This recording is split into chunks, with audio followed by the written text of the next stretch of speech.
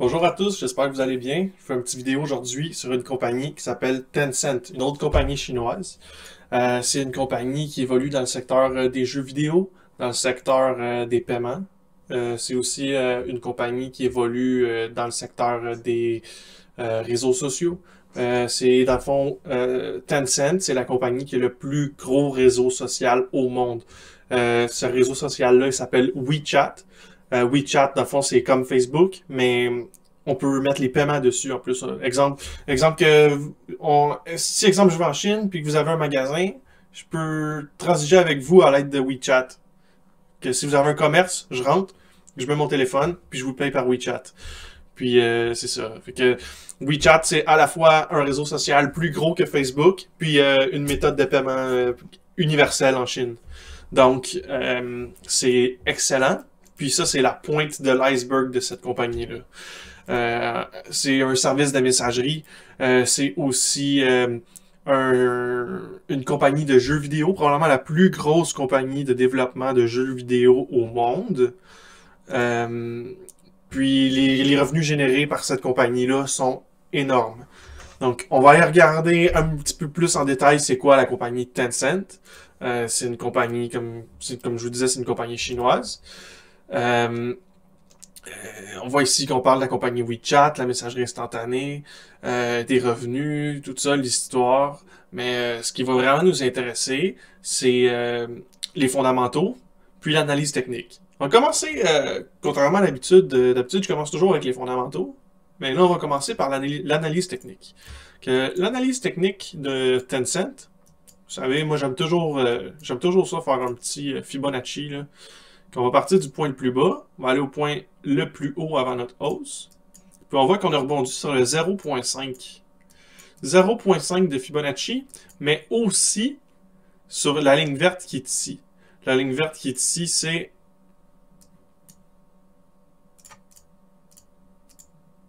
pas notre 21, c'est notre 200. On a rebondi sur la 200. La moyenne mobile 200. Ce qui est bon, parce que c'est la dernière... La moyenne mobile 200, là, c'est la dernière chance qu'on a pour conserver notre tendance haussière. Ça veut dire que si on avait baissé sous la 200, qu'on avait cassé comme il faut, c'était la fin. Possiblement la fin. Donc, c'est très bon signe pour Tencent, parce qu'on a du support sur la 200. Puis, plus on va tester, plus haut, on voit qu'on a du support sur la 21, on a du support sur les autres moyennes mobiles. C'est excellent. Puis, si vous avez regardé mon autre vidéo que je viens de faire juste avant, ou mes autres vidéos, parce que je risque de le faire dans pas mal de vidéos, on a ici le retracement de Fibonacci qu'on peut faire de l'autre côté. Puis vous voyez, on vient d'aller chercher notre ratio d'or à 1.618, à 87. Puis, bien évidemment, on a eu notre pullback. Puis là, on va tester les moyennes mobiles. Quand on va voir les moyennes mobiles, s'ils sont capables de supporter le prix. Puis, si les moyennes mobiles supportent le prix, on va être correct. On devrait pouvoir aller tester notre prochain niveau de Fibonacci à 2.618 à 110,29. On va regarder vite comme ça avec un Ichimoku si... on a du support. Le Ichimoku, là, c'est simple. C'est un nuage qui nous montre si on a du support ou non. Donc, en théorie, là, quand le nuage est vert, puis qui est sous notre prix, il va agir comme un support. Puis quand le nuage est rouge, qui est en haut de notre prix, il va agir comme une résistance. Ici, on est en weekly, il n'y a pas beaucoup de rouge. Tencent, en général, ça se porte bien. Si on baisse ça en daily, probablement qu'on va avoir du rouge à quelques places. Voyez-vous ici, là? Ça, c'est notre prix. Notre prix descendait. Puis il y avait la résistance ici de Ichimoku. On va enlever les moyennes mobiles. Ça risque de vous aider à mieux le voir. Là. Ça. Vous voyez, on a notre prix. Ici. Puis notre prix descend. Au fur et à mesure qu'il descend, il essaye de temps en temps d'aller casser notre nuage de Ichimoku qui lui met une résistance de malade. Jusqu'au moment où on casse la résistance de malade. Puis là, ben, on vient à ce moment-là de tourner notre Ichimoku de résistance à support. Puis c'est là qu'on a suivi la tendance. Puis même chose ici, on voit qu'Ichimoku il agit comme support en ce moment. Mais le nuage commence à tourner au rouge ici. Puis on a cassé notre nuage vert ici. Donc, la tendance se retourne. Mais, si vous venez de voir ce que si vous m'avez suivi depuis le début, oui, la tendance se retourne. Mais, c'est parce qu'on a une résistance de Fibonacci. Donc, c'est normal sur une résistance de Fibonacci d'aller retester plus bas. Voyez-vous, ici, on a une résistance de Fibonacci, on est allé tester plus bas. Après ça, on l'a cassé. Si on teste ici, résistance de Fibonacci, test, casse. Résistance de Fibonacci, test, casse. C'est normal sur une résistance de Fibonacci d'avoir un pullback. Là. Que pour l'instant, il n'y a rien d'alarmant. C'est sûr que si on continuait comme ça, exemple que le prix faisait ça comme ça comme ça, après ça, ben, il descendrait parce que ça ici, ça ferait une formation head and shoulder. Une formation head and shoulder, c'est dans le fond de la façon qu'on le trade, c'est comme ça ici. Okay. Ça, c'est notre head, notre tête. Ça, c'est notre shoulder, notre épaule. Shoulder, tête, épaule. Okay. En théorie, head and shoulder. Comme ça. Ça, c'est notre cou, notre neckline qu'on appelle. Dans le trading. Puis si la neckline a casse, ben whoop, deep down, ça va, descend. Fait il va falloir observer si on a un head and shoulder pattern ou non.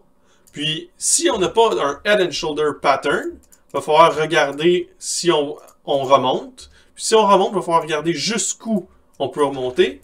Puis si c'était qu'on remonte, notre target est à 109,74. OK, on va aller à peu près ici. Là. Ça, c'est notre prochain target de Fibonacci. Ça, c'est pour l'analyse technique à long terme de Tencent. Maintenant, on va aller dans le fondamental. Pourquoi est-ce que je crois que ça ne sera pas un head and shoulder? Puis si c'est un head and shoulder, pourquoi est-ce que je crois qu'à long terme, on va aller chercher notre 2,618 de Fibonacci?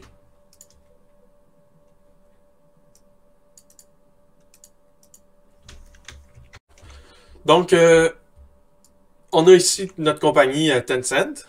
C'est sur le site PC Gamer. Ça, c'est pour notre analyse fondamentale. On voit sur PC Gamer que, dans le fond, Tencent, ça dit toutes les compagnies que Tencent a investi dedans. Fait que ce que Tencent a dans les compagnies de jeux vidéo. On va commencer par Riot Games, qui possède le jeu League of Legends. Puis on voit que Tencent ont 100% de Riot Games. Riot Games, c'est le studio de jeux vidéo qui rapporte le plus d'argent dans le monde. Tencent, là, à 100%. C'est développé sur un concept qui est quand même assez cool pour ceux qui ne le savent pas, c'est que le jeu est gratuit, mais si vous voulez avoir des skins ou des choses dans le jeu juste pour que votre personnage soit plus beau, ce qui vous donne aucun avantage sur les autres joueurs, vous payez. Si vous voulez débloquer des nouveaux champions, vous pouvez juste jouer pour les débloquer ou vous pouvez payer pour les débloquer. Je vous dis ça parce que le concept est cool. C'est gratuit à jouer, mais vous payez si vous avez envie. C'est sûr qu'en bout de ligne, quelqu'un qui commence à jouer là, tout de suite aujourd'hui, qui achète tous les personnages dans League of Legends, on va dire que chaque personnage est 10$, on va dire qu'il y en a 200. Bon, la personne qui commence à jouer doit débourser 2000$ pour avoir tous les personnages ou juste jouer pour les débloquer. C'est sûr que c'est tentant de mettre un petit peu d'argent pour avoir quelques personnages en commençant. Donc, c'est comme ça que Tencent font leur argent. Ils donnent un jeu gratuit, puis après ça, si ça vous tente, vous donnez de l'argent pour débloquer les personnages le plus vite possible. Débloquer un personnage, ça ne vous donne pas d'avantage sur les autres que de pouvoir jouer ce personnage-là. Donc, ça, c'est pour la partie League of Legends.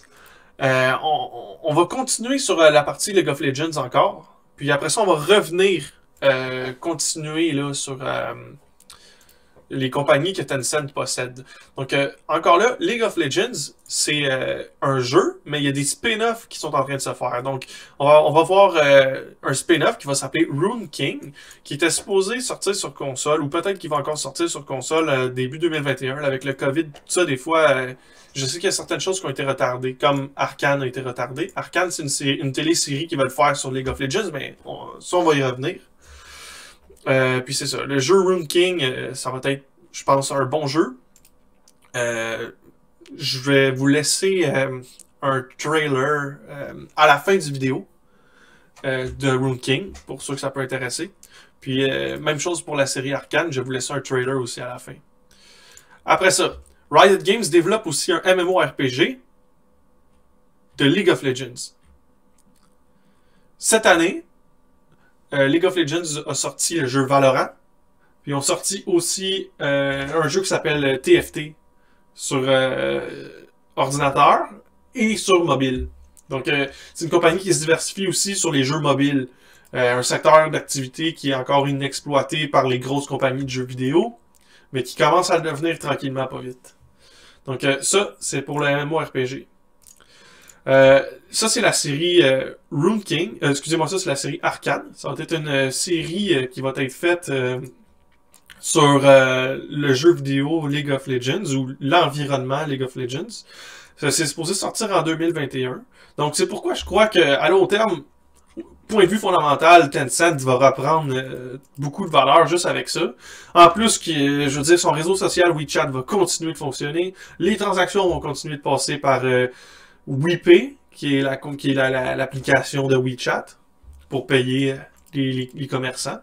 Donc, je crois que le fondamental est extrêmement fort. Je crois aussi que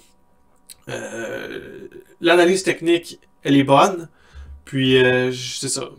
Je vais vous laisser à la fin du vidéo le vidéo de Rune King, puis le vidéo de la série Arcane. Donc, ça, c'est ce qui fait le tour de notre compagnie Riot Games qui appartient à Tencent. Maintenant, on va aller voir Epic Games. Epic Games, c'est un autre producteur, un autre développeur de jeux vidéo. Tencent ont 40% d'Epic Games. Epic Games a fait plusieurs jeux, dont Fortnite, qui est un jeu qui a fait beaucoup d'argent aussi. C'est sur Epic Games, ils sont diversifiés aussi. Vous pouvez aller voir sur leur site, ils ont d'autres jeux que ça. Mais moi, je voulais vraiment axer sur Riot Games, League of Legends. Puis vite, vous parler qu'ils avaient fait Fortnite aussi. Après ça, ils ont 11,5% de Bluehost, qui ont développé PlayerUnknown's Battleground, qui est un jeu qui a fait parler beaucoup en 2019, je crois. Après ça, la compagnie Ubisoft qui est à Montréal, que vous devez connaître, ben Tencent a 5% de cette compagnie-là. Donc 5% d'Ubisoft appartient à Tencent en Chine. Après ça, Activision Blizzard, qui est une compagnie de jeux vidéo de malades, ils ont développé les jeux Diablo, Warcraft, Starcraft, les Lost Vikings, Heroes of the Storm, Overwatch, tous des jeux qui sont connus, qui sont super bons, qui ont été développés par Activision Blizzard. Ben, Tencent possède 5% de cette compagnie-là. On a Grinding Gear Games, qui ont développé le jeu Path of Exile, qui est connu, qui est un super de bon jeu. Si vous avez jamais joué, vous l'essayerez, c'est super bon. Ça ressemble à Diablo dans le temps, avant que Diablo se plante avec le Diablo 3. Là. On va espérer qu'ils se reprennent avec le Diablo 4 qui vont sortir. Donc oui, Tencent ont 5% d'Activision Blizzard qui va développer le Diablo 4 qui s'en vient prochainement. Grinding Gear Games, qui est Path of Exile, est le compétiteur de Activision Blizzard avec Diablo. Donc, ils possèdent, peu importe le jeu qui va lever, ils possèdent les deux. Puis, en plus, idéalement pour eux, c'est Path of Exile qui va louer, excusez-moi, c'est Path of Exile qui va lever, parce que Path of Exile, ils ont 80% de cette compagnie-là.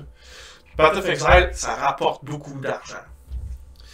Puis après ça, ben, on voit les autres investissements. C'est écrit que ça vaut rien, mais tu sais, c'est un investissement de 8,6 billions de dollars quand même, tu sais, c'est pas... Ça vaut rien, mais ça vaut pas rien, là. C'est pas des petits studios, là. Il y a de l'argent. Après ça, si vous avez parlé, si vous connaissez l'application pour discuter en ligne, vous avez parlé avec vos amis quand vous jouez en ligne, avec l'application Discord, mais dites-vous que Discord appartient à Tencent. Que, ça, c'est pour faire le tour vite dans la partie jeux vidéo. Puis un petit peu, là, comme je vous ai parlé tout à l'heure, de Tencent, WeChat, qui est le plus gros réseau social avec l'application WePay qu'ils ont faite avec WeChat pour faire les paiements. Je pense que overall, là, ça reste un excellent achat. Puis si on retourne à l'analyse technique, avec tous ces points-là, ce fondamental-là qui est tellement fort, je vois pas pourquoi est-ce qu'on pourrait pas remonter à 109 et 74. Surtout que, tu sais, pendant les quarantaines puis les pandémies, Tencent sont pas vraiment affectés par ça. Tout le monde rentre chez eux, puis ils jouent à l'ordi. En tout cas, les jeunes, c'est ça qu'on fait. On rentre chez nous, puis on game. C'est là que l'argent est là, en ce moment.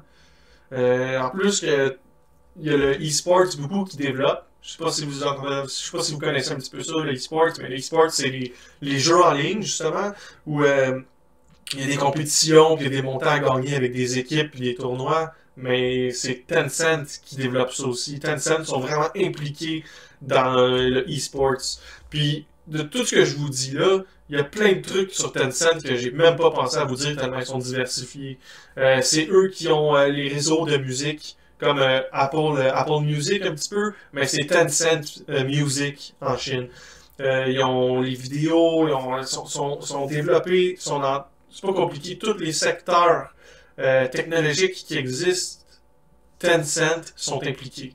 Ça peut vous donner une idée de l'ampleur de cette compagnie-là. Puis je crois que le potentiel aussi de cette compagnie-là, on n'a encore rien vu. Donc ça va être tout pour aujourd'hui. Comme je vous ai dit, je vous laisse les vidéos à la fin. Ça va commencer là tout de suite. Puis je vous souhaite une bonne journée. My king. Long have you waited. Now, the time has come for your revenge.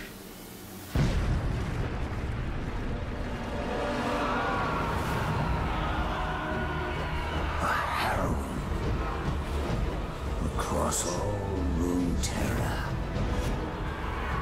I will know fear, suffering,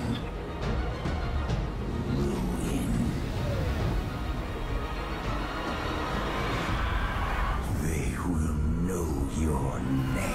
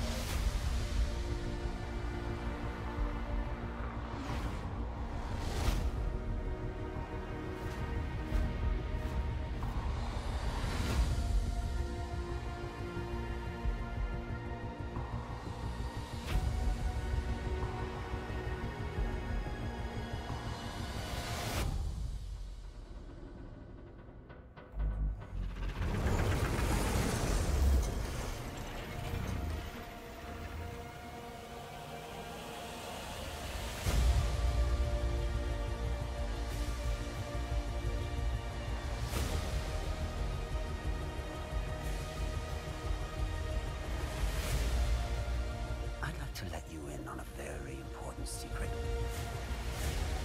Power comes to those who will do anything to achieve it.